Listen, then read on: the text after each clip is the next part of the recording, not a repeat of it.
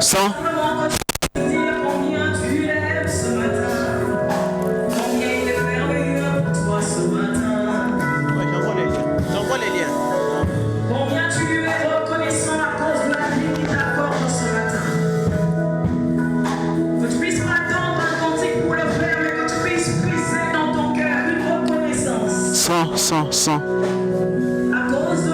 Cent. 100.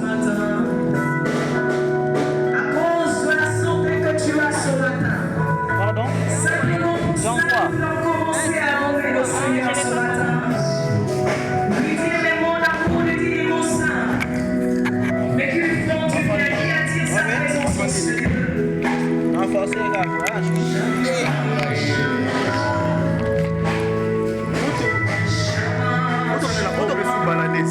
Il fallait on a fait la défaut.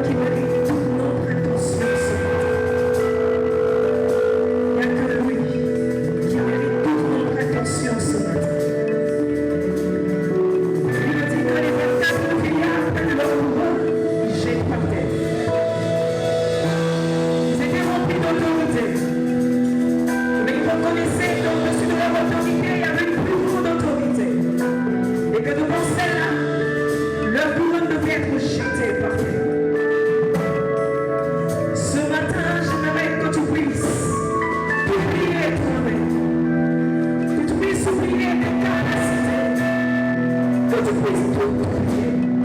Et que tu puisses te donner tout ce que tu as. Parce qu'en principe, tout ce que tu as vient de lui. Ce matin, il veut simplement que tu puisses te retourner ce qu'il te donne. Et que son tour, il puisse te le retourner encore. Et que c'est seulement lorsque tu comprends. Puis que tu dois abandonner tes pensées, tes soucis ce matin, ta fierté ce matin.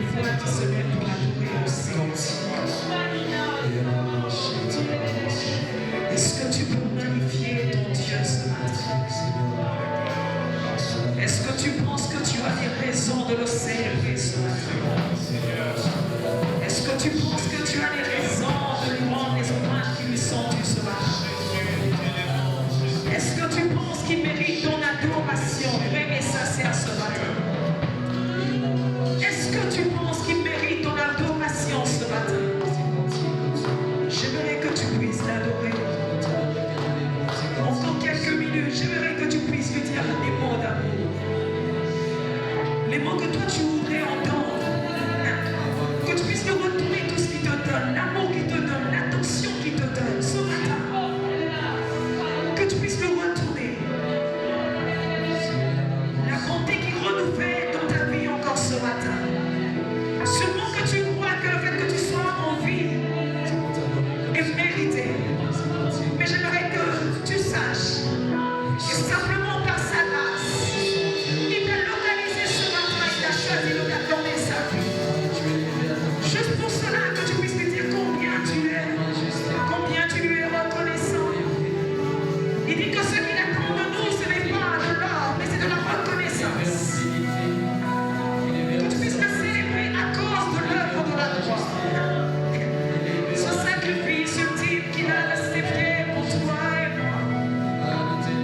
Ce sacrifice ultime qu'il a accepté pour toi et moi. Ce sacrifice ultime qu'il a accepté pour toi et moi. De souffrir, d'être flagellé pour toi et moi. Élève ton Seigneur ce matin. Élève ton Seigneur ce matin.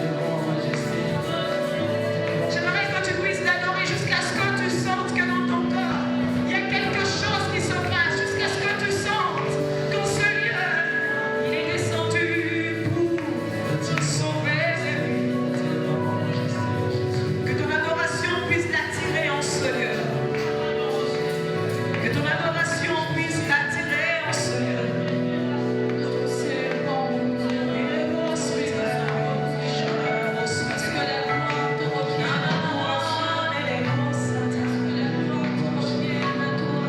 Si les mots sont compliqués pour toi, alors soupire auprès de Dieu. Mais j'aimerais que tu fasses quelque chose dans la présence de Dieu ce matin.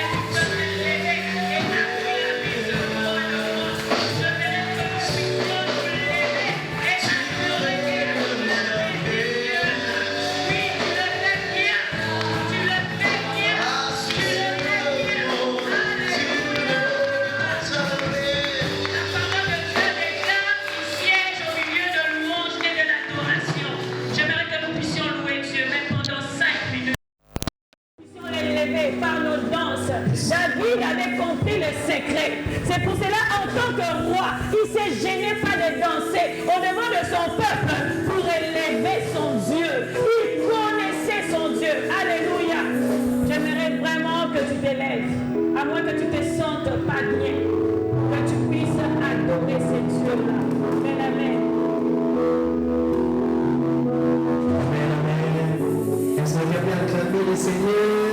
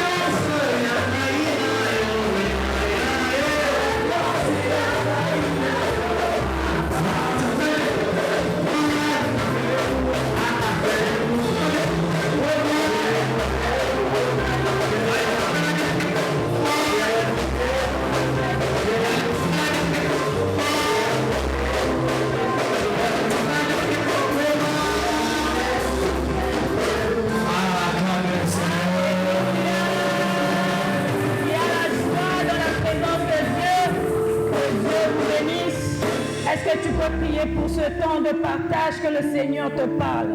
Saint-Esprit, parle à un cœur ce matin. Saint-Esprit, nous sommes là pour toi. Déverse ce que tu as prévu pour tout un chacun. Nous sommes dans le temps d'adoration. Tu as donné ces thèmes pour un but, pour un objectif.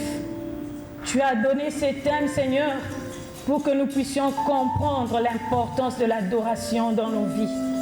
Tu as donné ce thème, Seigneur, pour pouvoir changer la dimension d'une femme dans sa vie de prière, sa dimension spirituelle, sa dimension de comprendre le combat spirituel. Je te bénis, Yahweh. Que l'honneur ne revienne qu'à toi seul. Que la gloire ne revienne qu'à toi seul. Que je disparaisse et que toi seul tu puisses apparaître et que toi seul tu puisses parler. Dans le nom précieux de Jésus, j'ai ainsi prié. Amen. Amen, amen. Est-ce que tu peux saluer ta voisine de gauche et de droite? Dis-lui, Dieu est ici. Amen, Dieu est ici. Amen, amen. Je vous salue au nom de Jésus. Nous avons eu à prendre 3 jours de jeûne et prière. Notre thème, c'est l'adoration, les offrandes et les actions de grâce, actes de foi. Mais le Seigneur a voulu qu'en ce mois de mars, nous puissions beaucoup plus exploiter l'adoration. Amen, amen. Et nous avons commencé depuis mercredi, nous avons commencé le premier jour de jeûne et prière où nous avons parlé de l'adoration. D'entrée des jeux, j'aimerais que nous puissions lire dans le livre de Jean, au chapitre 4, le verset 23. C'est un passage que nous connaissons presque tous. Jean 4, verset 23. Je lis au nom du Seigneur. Mais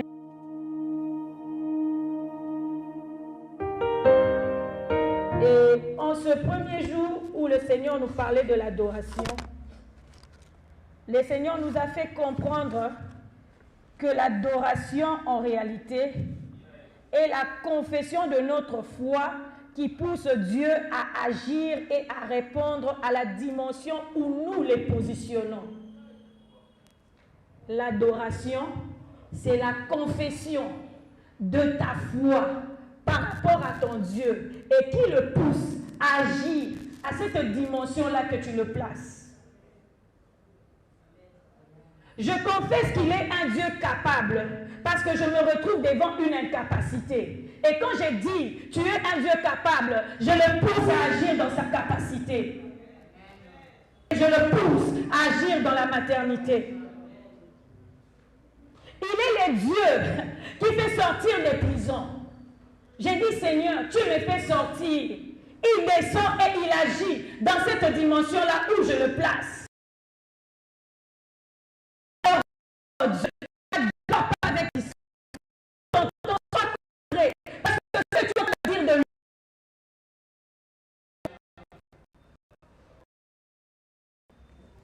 Qu'est-ce que tu confesses dans ton adoration? C'est bien beau de dire que Dieu est grand. C'est bien beau de dire que Dieu est puissant. C'est bien beau de dire qu'il est redoutable. Mais tu le dis redoutable par rapport à quoi? Il est puissant pour toi, oui. Par rapport à quoi? J'aime bien dire il est réel. Moi, je dis quand il est réel, donc je le sens, il est là. Il est à côté de moi. Quand j'ai dit il est fidèle, je me vois dans mes faiblesses partir, tâtonner et revenir. Lui, il est toujours là.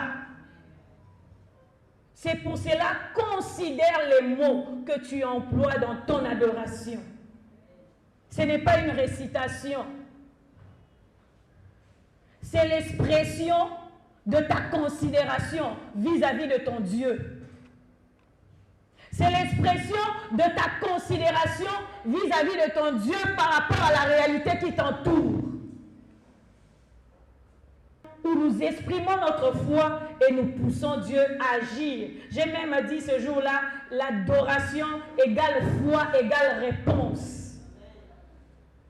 Lorsque j'adore, je le place dans sa position. Dans la foi, lui, il vient me donner la réponse. Quand je suis tourmentée, j'ai dit, il est le Dieu de paix. Il m'apporte sa paix, il m'apporte sa tranquillité. Quand je dis, je suis troublée, je suis tourmentée, il vient, il m'apporte sa quiétude parce qu'il est le Dieu de paix. Le Dieu de notre salut. Et il est réel et il est vivant. J'aime bien cette phrase de la Bible que nous avons l'habitude, même dans nos prières, nous le disons quand nous adorons Dieu. Je sais que mon Rédempteur s'élèvera le dernier. Je me suis rendu compte que Job a dit cette phrase à la fin. Ce n'était pas au début. Dans ses débuts, il était dans des questionnements. C'est lorsqu'il a fait cette adoration, c'est alors que tout lui a été restauré. Il s'est mis même à prier pour le genre, donc son ministère a été restauré. Il a eu des enfants, son foyer a été restauré. On a vu ses finances être restaurées et tout était x2, x3. Amen, amen. Lorsque tu adores Dieu dans la révélation que tu as par rapport à lui, il agit selon cette révélation-là. J'aimerais vraiment que ce matin, tu puisses adorer Dieu par rapport à une révélation. C'est là où intervient l'Esprit. L'heure vient où les vrais adorateurs adoreront Dieu en vérité et en esprit. Parce que c'est l'Esprit qui sait comprendre Dieu et comprendre mieux ton problème. On nous montre l'image de Jacob arrivé à un lieu, il met une pierre, il dort. Il voit les anges monter et descendre. Amen, amen. Dans sa position de coucher, il se disait qu'il n'est pas seul. Il est avec le Dieu de son père Abraham. Mais dans cette position-là, de coucher et d'adoration, il voit les anges monter et descendre. On nous dit, quand il s'est réveillé, il dit, assurément que Dieu est ici. Il nomma ces lieux Bethel. C'est une révélation. Quand nous entrons dans l'adoration, nous sortons avec la révélation de ce Dieu-là qu'on adore. Tu ne peux pas entrer dans l'adoration, tu sors comme ça sans révélation de ce Dieu-là. Parce que quand tu entres dans l'adoration, tu sors avec la révélation. C'est cette révélation-là que tu vas marcher avec pendant la journée jusqu'au soir. Et c'est ce qui va s'appliquer dans ta vie et pousser Dieu à agir. Amen, amen.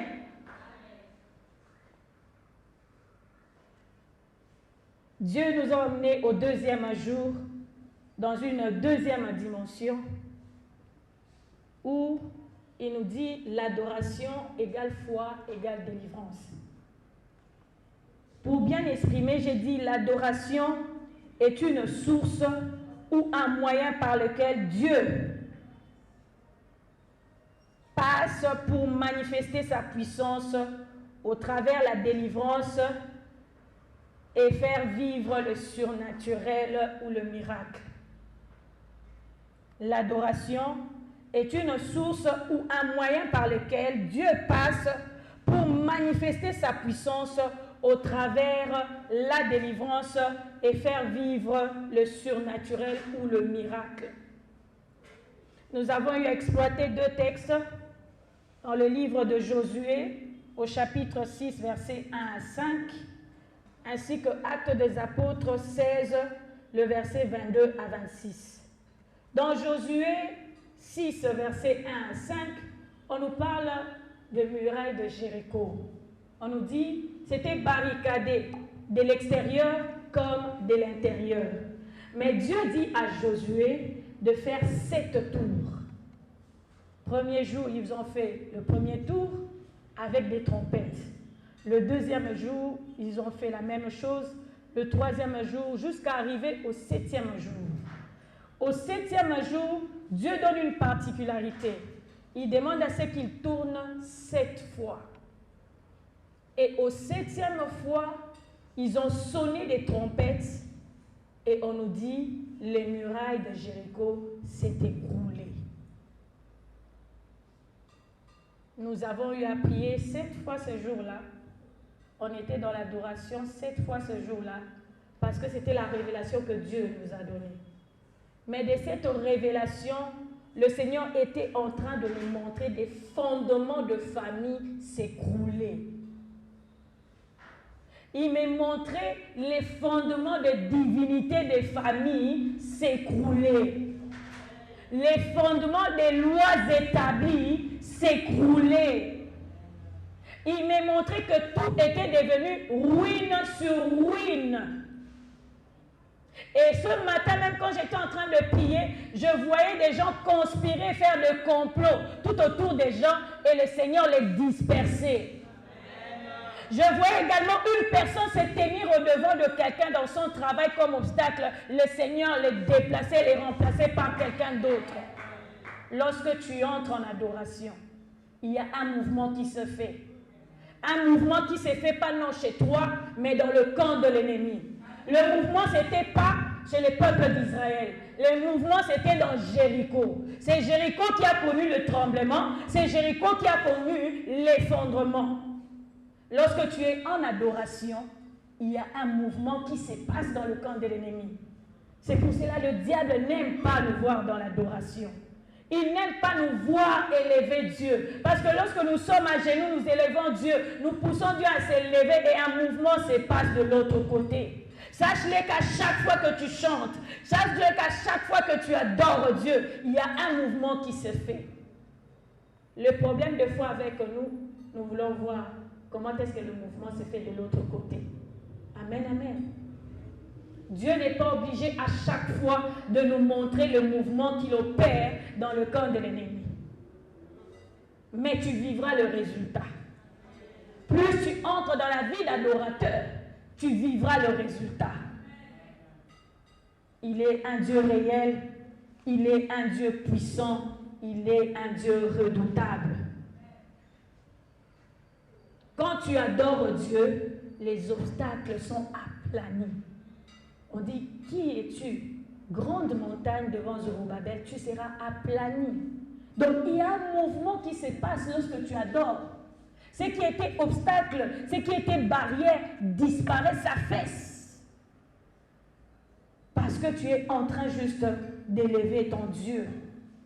Dans Acte 16, versets 23 à 26, là c'est encore plus merveilleux. J'essaie d'entrer dans ce beau spectacle, j'ai dit waouh. Parce que Paul et Silas étaient juste en train d'adorer et de louer Dieu. Subitement, il y a eu un tremblement. Subitement, les portes des prisons se sont ouvertes. Il n'y avait pas une seule porte. Il y avait plusieurs portes. Et au-delà de ces portes, les chaînes des pieds et des mains sont tombées. Les geôliers qui étaient là même a eu peur. J'ai dit waouh. Pendant que toi tu es en train d'adorer, les portes des prisons s'ouvrent. Et pendant qu'on était en train d'adorer ici, je voyais plusieurs portes. On a écrit porte divorce, porte échec, porte célibat, porte, plusieurs portes, porte de la mort, porte de sacrifice. À l'intérieur, il y avait des pieds, des mains, des têtes. Et le Seigneur me disait, tu ne seras plus un sacrifice. Il parle à une femme pour dire, tu ne seras plus un sacrifice. On m'a montré des fois, on hypothèque ton dos, on hypothèque ton pied, donc on morcelait les corps des gens. Et le Seigneur me dit, cette porte s'ouvre. Elles ne seront plus de sacrifice. Les portes d'échec s'ouvrent. Tu ne vivras plus les échecs. Les portes de divorce s'ouvrent. Tu sors de divorce et tu rentres dans ton mariage. Le divorce, ce n'est pas seulement physique, c'est aussi spirituel. Tu ne comprends pas pourquoi est-ce qu'on ne veut pas que tu sois toujours ensemble avec ton mari. Dans les spirituels, il y avait déjà la porte de divorce qui est là et qui t'a placé toi. Ce qui fait que ton mari ne te voit pas. Mais cette porte s'ouvre et il vient vers toi et vous êtes ensemble. Les portes de stérilité s'ouvrent et je voyais des bébés. des beaux bébés. Le Seigneur le fait parce que c'est lui qui a montré. Je n'ai pas cherché ces images. J'étais seulement en train de contempler ce qui s'est passé avec Paul et Silas. Il me dit, toutes les portes s'ouvrent. Je vois même les portes sortir de la terre. Comme les portes de cercueil. Mais ce n'était pas les cercueils. Ils appelaient ma belé et Fungwami sous forme de porte. Je ne sais pas ce qui était enterré. Je sais une chose, que par ton adoration, il y a des choses qui étaient enterrées qui sont en train de sortir. Je ne sais pas ce qui a été enterré pour toi, mais je sais une chose, des choses qui étaient enterrées sont en train de sortir. Il le fait ce matin. Comme il a fait pour Paul et Silas. Il m'a emmené encore plus loin pour dire, vous voyez les geôliers qui vous poursuivent partout pour avoir vos informations, pour pouvoir vous contrôler. Ils seront stupéfaits parce que vous ne serez plus avec eux, parce que vous allez sortir. L'adoration te permet d'être dans une dimension où tu es dans le secret avec Dieu, que l'ennemi n'a même pas la possibilité d'avoir les informations. Des fois, moi personnellement, des fois je me disais, je dois beaucoup plus prier en langue parce que les démons sont tout autour. Ils vont entendre ce que moi je vais dire à Dieu. Aujourd'hui, j'aimerais dire à une femme, lorsque tu entres dans l'adoration, c'est un autre siège, c'est un autre milieu, où même les geôliers et les démons n'ont pas la possibilité de capter les informations qui passent entre toi et Dieu.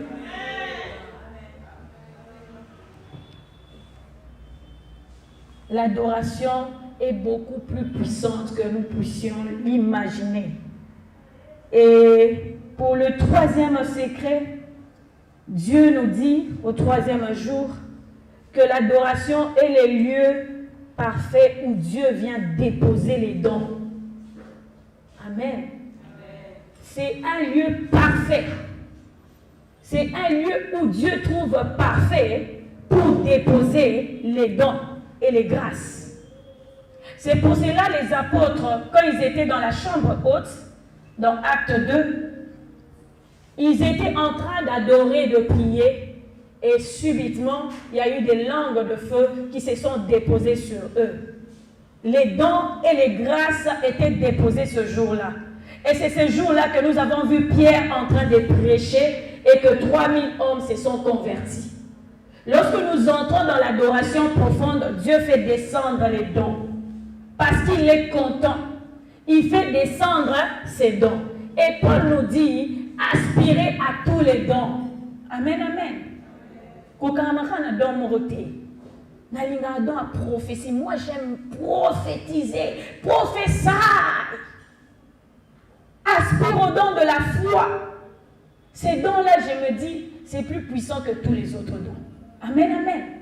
Le don de la foi est plus puissant que tous les autres dons. J'avais entendu parler du témoignage du pasteur Tambwe Mukoki. Quelqu'un m'avait parlé de lui, il dit un jour, alors qu'il était en jeûne et prière, il voulait se laver, son seau était troué. Il s'est mis seulement à prier. Et les trous s'est renfermé.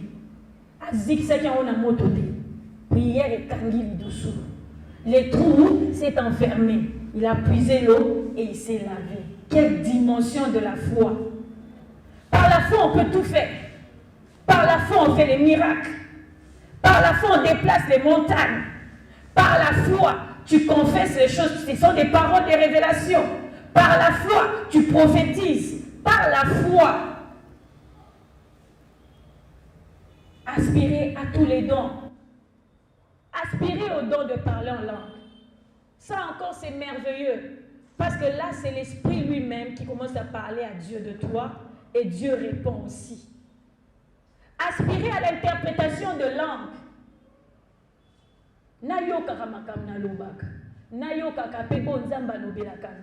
Aspirer à cela. Et ces choses, nous les vivons seulement dans l'adoration. J'étais en train de parler à une sœur pour dire, lorsqu'on était à l'intercession à l'époque, à notre église ancienne, on commençait toujours par l'adoration. On pouvait faire 1h30 d'adoration.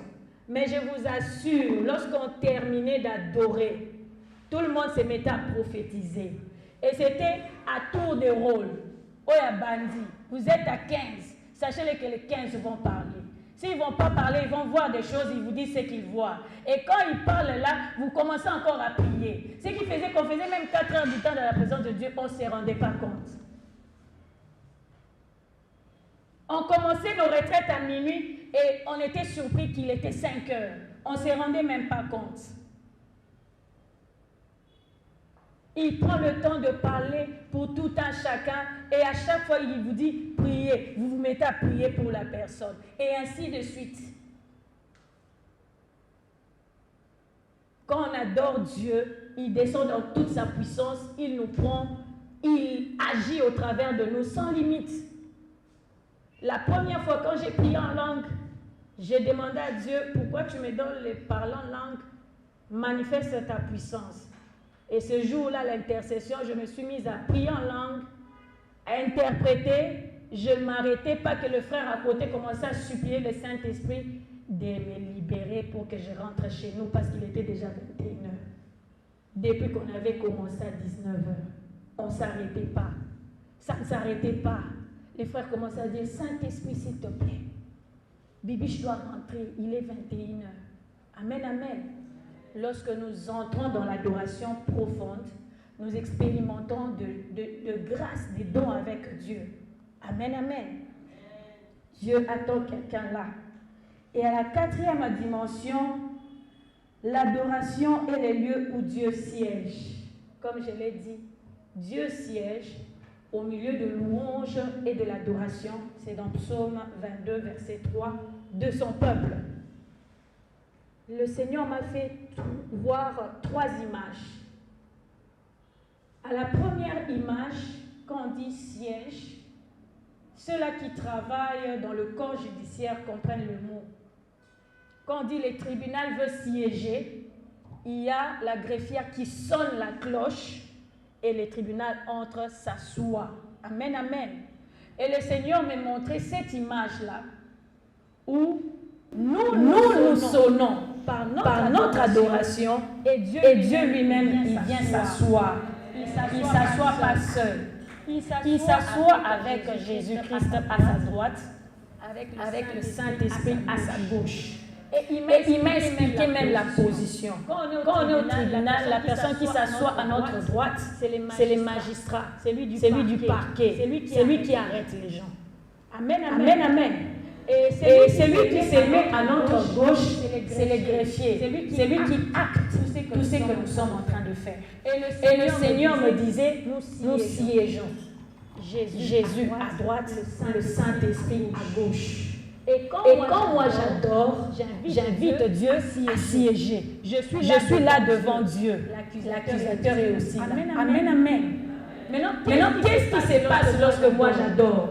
Dieu passe la parole à celui qui arrête Jésus-Christ de Nazareth.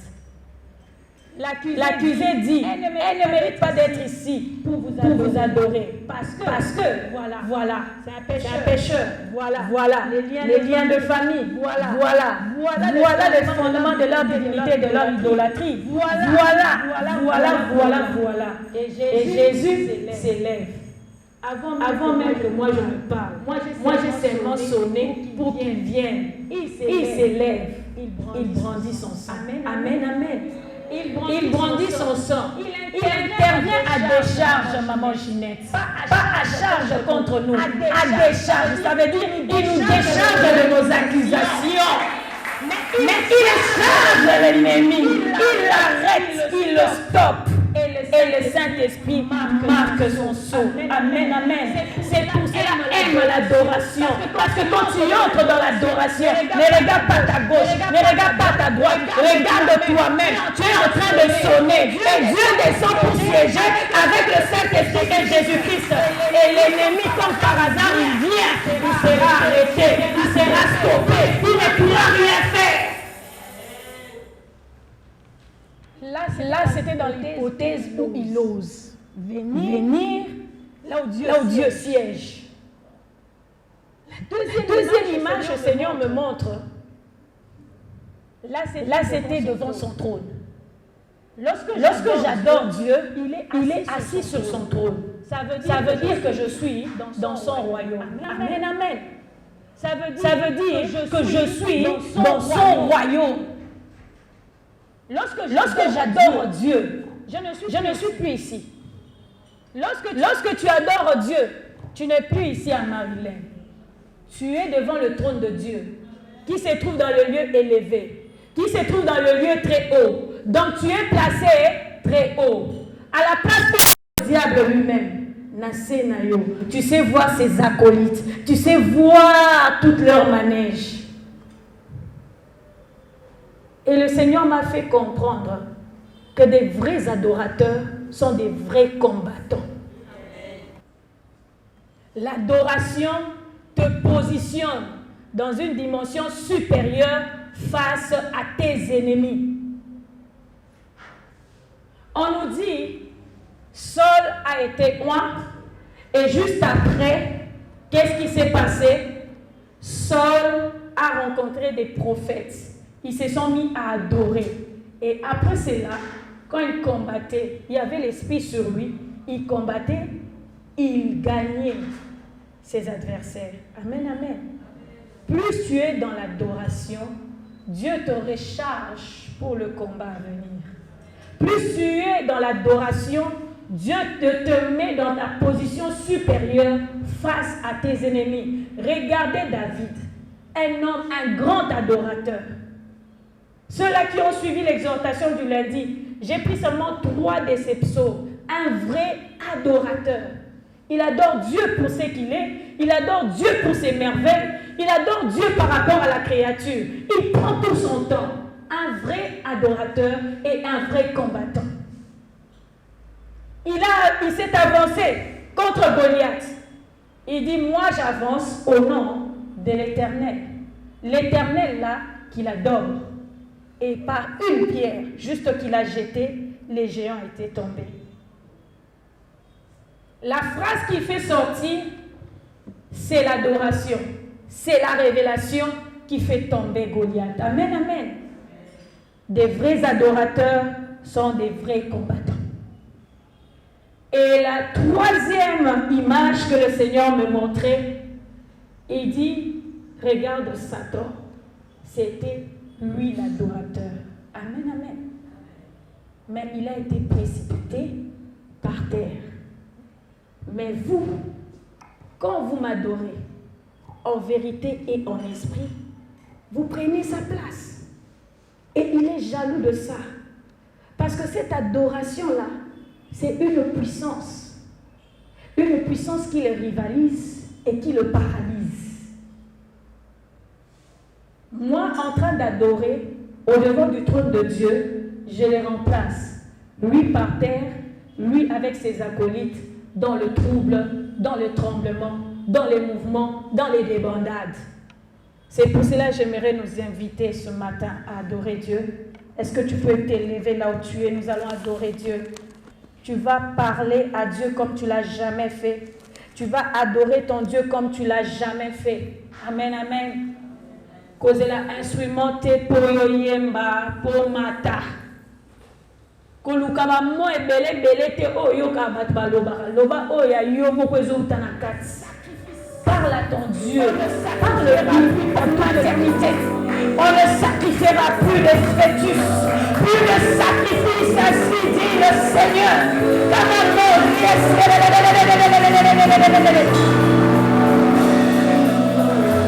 Le ciel est tellement ouvert, Barababos. Oui, le Seigneur me dit, il montre des choses à quelqu'un. Tu es en train de voir des choses maintenant là. Des visions qui passent.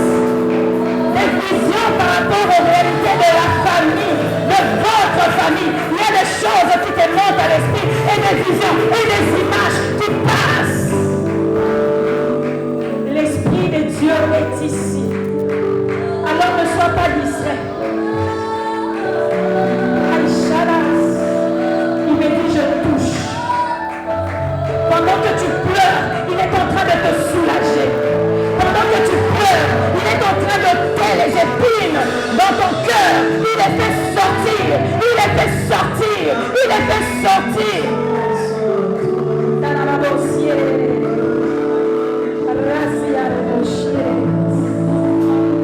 Merci Esprit de Dieu pour ta présence. J'aime ton atmosphère. J'aime, le ciel est ouvert. Merci. Ça ne dépendra pas de toi. Ça ne dépendra pas de toi. Je vois seulement des limites être ôtées. Je vois quelqu'un changer d'une étape à une autre. Et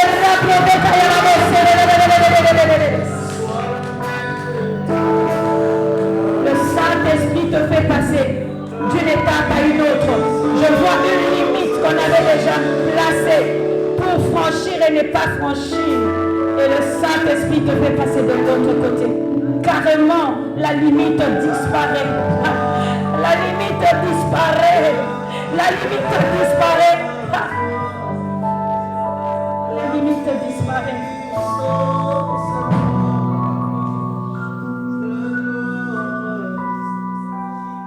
Le Seigneur me parle d'une femme qui attend un visa. Au-delà de frontières, tu iras. La limite a été effacée. La limite a été effacée. C'est là où on a dit, tu ne te marieras pas, tu n'entreras pas de l'autre côté. La limite a été effacée. Pour celui-là, on a dit, tu resteras dans le chômage, je te vois rentrer dans ton travail. La limite a été effacée. Pour celle-là qui est dans les affaires, à chaque fois que tu atteins un seuil, tu recules toujours. Cette fois-ci, tu dépasses les seuils. Parce que la limite est effacée.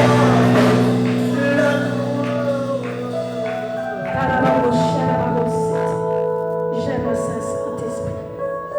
La limite est effacée. La limite est effacée. Et on m'a montré quelqu'un qui arrive jusqu'à la limite qui rentre. Il fait le même mouvement. À chaque fois, le cercle vicieux. À chaque fois, le cercle vicieux. Cette limite disparaît. Plus de cercle vicieux.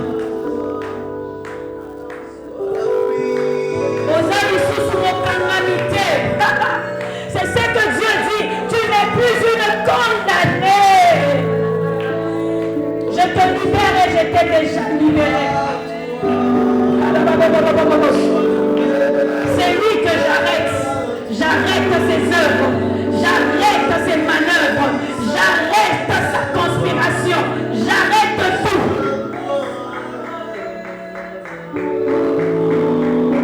Il dit, regardez ce sang. Ce sang vient placer la limite. Il ne franchira plus la limite.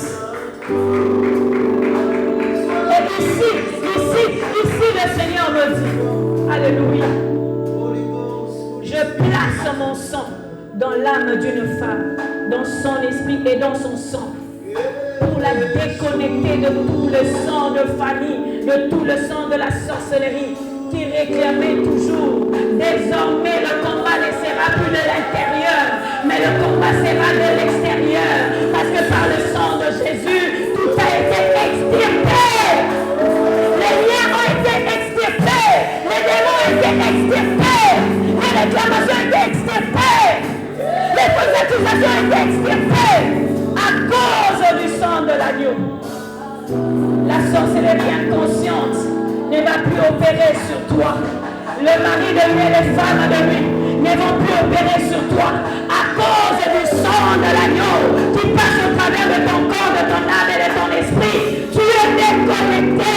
Tu es déconnecté. Intouchable et insaisissable. Ainsi dit le Seigneur. Est-ce que tu peux élever ta voix, lui dire merci pendant que la chorale continue de chanter ce cantique? Lui dire à toi l'honneur, à toi la gloire, à toi la puissance, à toi la magnificence. Tu es digne.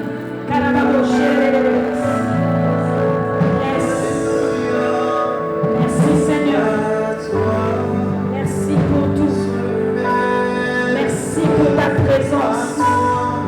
Merci Saint-Esprit pour l'opération. Merci Saint-Esprit pour la délivrance.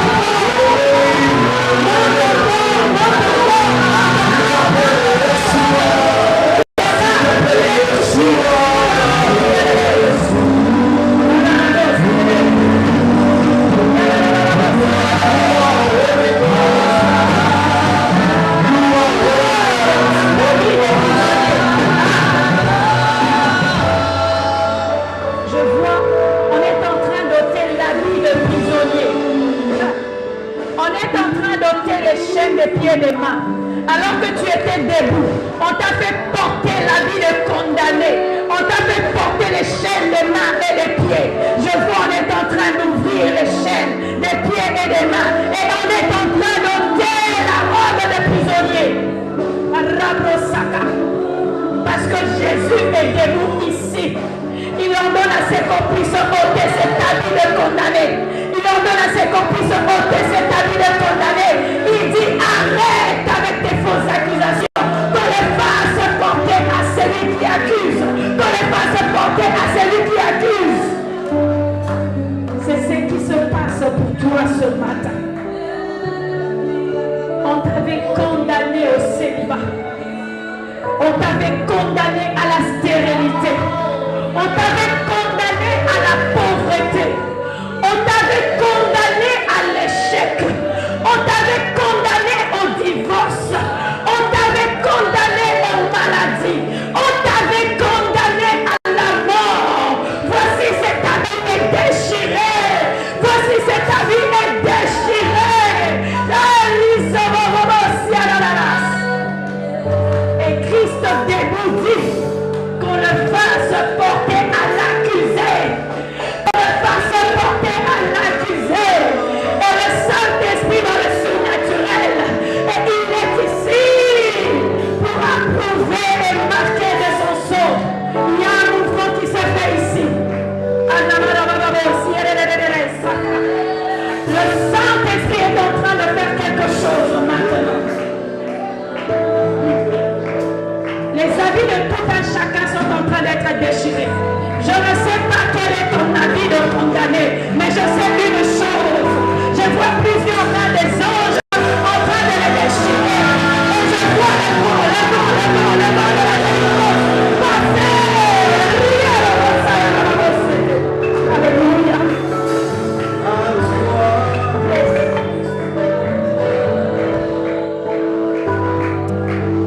Le vent de la délivrance est ici. Je vois une femme avoir de douleur au niveau de bas-ventre. Ton enfant ne sera pas un sacrifice, dit le Seigneur. Le vent de la délivrance est en train de passer ici. Même pour ceux qui nous suivent sur Internet, le vent de la délivrance est en train de vous atteindre.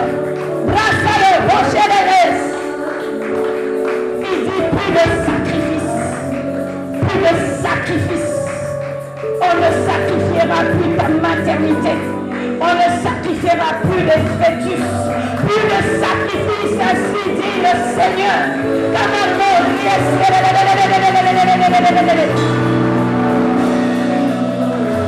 Le ciel est tellement ouvert, Marababos. Oui, le Seigneur me dit, il montre des choses à quelqu'un. Tu es en train de voir des choses maintenant là. Des visions qui passent. Des visions par rapport aux réalités de la famille, de votre famille. Il y a des choses qui te montent à l'esprit et des visions et des images qui passent. L'Esprit de Dieu est ici. Alors ne sois pas distrait. Aïchalas, il dit je touche. Pendant que tu pleures, il est en train de te soulager. Pendant que tu pleures, il est en train de t'ôter les épines dans ton cœur. Il est fait sortir. Il est fait sortir. Il est fait sortir.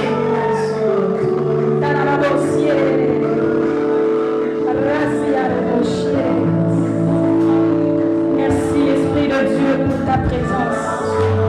J'aime ton atmosphère. J'aime, le ciel est ouvert. Merci. Ça ne dépendra pas de toi. Ça ne dépendra pas de toi. Je vois seulement des limites être ôtées. Je vois quelqu'un changer d'une étape à une autre. Et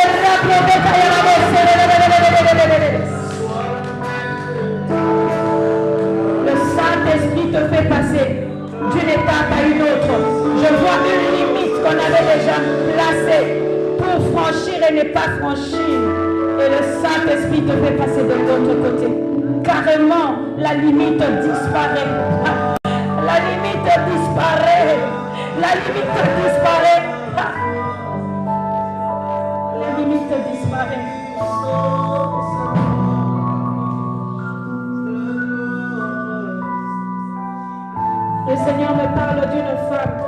t'attend un visa. Au-delà de frontières, tu iras. La limite a été effacée. La limite a été effacée. C'est là où on a dit, tu ne te marieras pas, tu n'entreras pas de l'autre côté. La limite a été effacée. Pour celui-là, on a dit, tu resteras dans le chômage, je te vois rentrer dans ton travail. La limite a été effacée. Pour celle-là qui est dans les affaires, à chaque fois que tu atteins un seuil, tu recules toujours. Cette fois-ci, tu dépasses les seuils. Parce que la limite est effacée.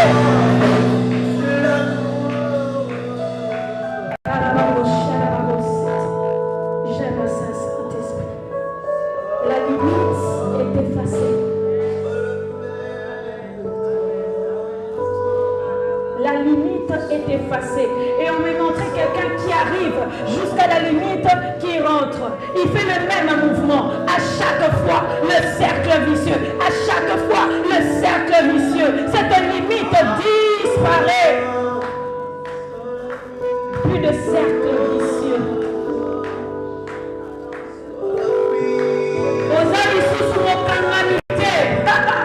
C'est ce que Dieu dit. Tu n'es plus une condamnée.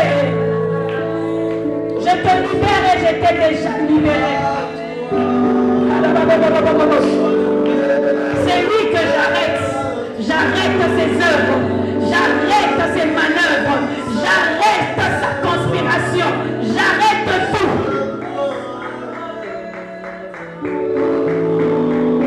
Il dit, regardez ce sang. Ce sang vient placer la limite. Il ne franchira plus la limite. Et ici, le Seigneur me dit, alléluia, je place mon sang dans l'âme d'une femme, dans son esprit et dans son sang, pour la déconnecter de tout le sang de famille, de tout le sang de la sorcellerie qui réclamait toujours. Désormais, le combat ne sera plus de l'intérieur, mais le combat sera de l'extérieur, parce que par le sang de Jésus, tout a été extirpé. Les liens ont été extirpés, les démons ont été extirpés, les réclamations ont été extirpées, les fausses accusations ont été extirpées à cause du sang de l'agneau. La sorcellerie inconsciente ne va plus opérer sur toi. Le mari de lui et les femmes de lui ne vont plus opérer sur toi à cause du sang de l'agneau qui passe au travers de ton corps, de ton âme et de ton esprit. Tu es déconnecté. Tu es déconnecté. Intouchable et insaisissable. Ainsi dit le Seigneur. Est-ce que tu peux élever ta voix, lui dire merci pendant que la chorale continue de chanter ce cantique? Lui dire à toi l'honneur, à toi la gloire, à toi la puissance, à toi la magnificence. Tu es digne.